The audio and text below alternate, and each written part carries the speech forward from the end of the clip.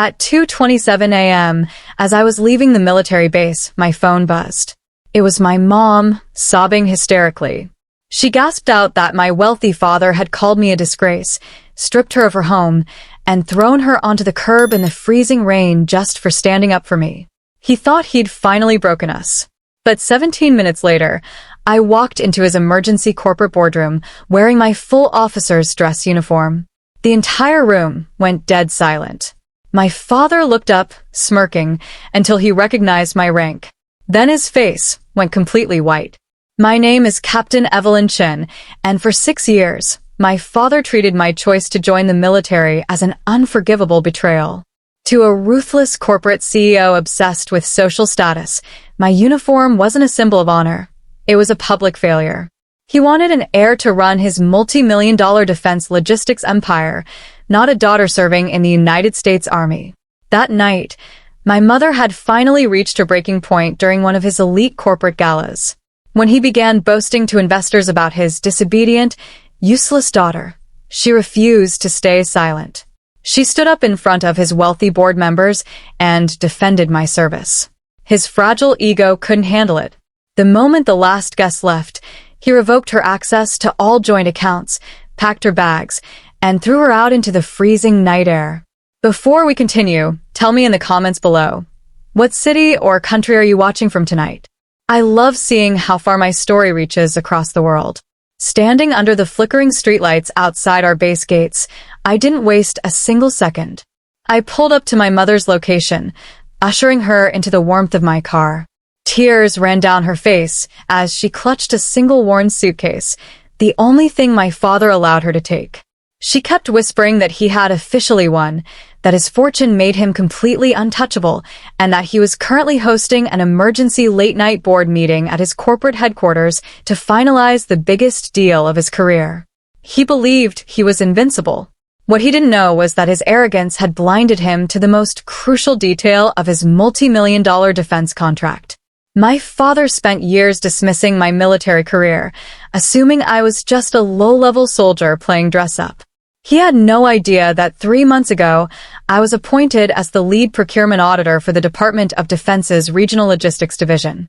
The very contract his company was desperately relying on to avoid catastrophic debt required my explicit, final compliance signature before a single dollar could be released. He thought he was finalizing his empire's greatest victory tonight. He had no idea he was walking into a complete trap of his own making.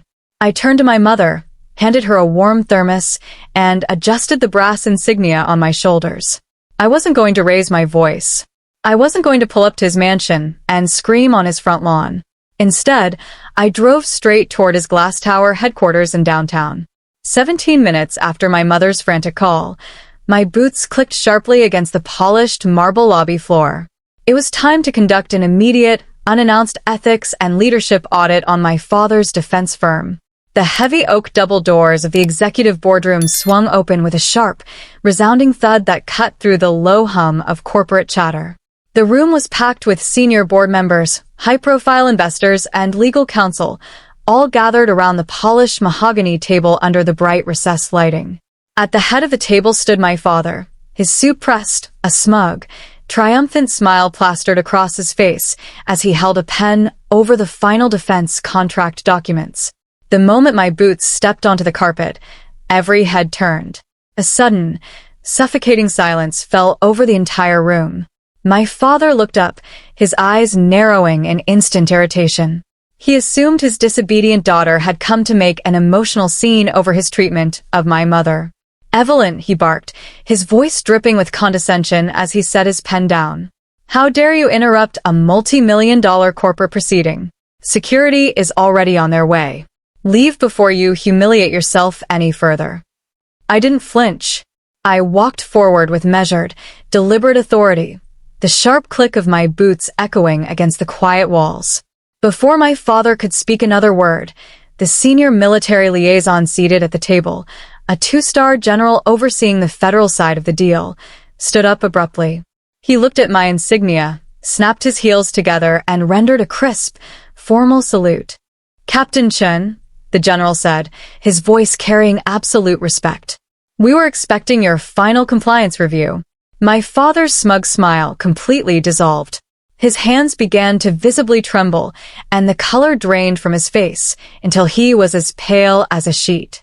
He looked back and forth between the saluting general and my uniform, his jaw working silently as the terrifying reality began to set in. "Sweetheart, please," he stammered, his voice cracking with a sudden, desperate panic. "Let me explain." I didn't answer his desperate plea.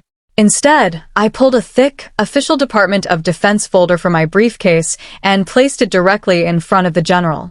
"General," I said, my voice echoing clear, calm, and unwavering across the silent room. Under Federal Acquisition Regulations Section 9.1, any defense contractor seeking federal funding must maintain high ethical standards and operational leadership stability. As the lead procurement auditor, I am formally issuing an immediate freeze on this multi-million-dollar contract. Gasps erupted across the table. Board members bolted upright, their faces twisted in absolute horror. My father gripped the edge of the mahogany table, his knuckles turning white. "You can't do this," he shouted, his voice cracking with sheer desperation. "This is a personal vendetta. She's my daughter." "This isn't personal, Mr. Chen," I replied, opening the folder to reveal certified bank registries and corporate audit logs. "This is compliance. Over the last 6 months, you have systematically siphoned corporate capital from this firm's emergency reserves to fund your personal estate, falsifying quarterly financial reports to hide the deficit from your investors. And less than an hour ago, you created an immediate corporate liability by unlawfully evicting a primary asset shareholder from your residence." The lead investors turned on my father instantly, their eyes burning with fury. The realization hit the room like a sledgehammer. His personal cruelty and financial recklessness had just cost the entire company its primary financial lifeline. Before my father could utter another excuse, the board chairman called an emergency vote on the spot. In less than 2 minutes, the board voted unanimously to strip my father of his CEO title, terminate his executive privileges, and remove him from the building effective immediately. Right on cue, 2 heavy-set corporate security guards stepped into the boardroom. They flanked my father, taking his executive badge and escorting him toward the doors. The man who had spent decades treating everyone around him like disposable trash looked utterly broken. His head hung low as the double doors clicked shut behind him, a precise echo of the way he had thrown my mother out into the cold just hours earlier. With my father removed, the board immediately agreed to set up a clean, legally binding trust to protect my mother's financial future and secure her rightful share of his remaining personal assets. Through swift legal settlement filings, she was granted complete ownership of the primary estate, ensuring she would never have to worry about a roof over her head again. Today, my mother lives in complete peace, surrounded by genuine warmth and respect. As for my father, his sudden removal from the defense industry triggered a total financial collapse. Stripped of his executive salary and facing intense corporate audits, he was forced to liquidate his luxury vehicles and downsize into a modest apartment on the edge of the city, finally learning that true authority isn't built on arrogance or fear. Standing in that boardroom in my officer's uniform wasn't about getting petty revenge. It was about protecting the person who loved me first and proving that real honor always outlasts unearned power. Now, I'm curious about you who listened to my story today. What would you have done if you were in my shoes? Would you have exposed him in front of his board or handled it privately? Let me know your thoughts in the comments below.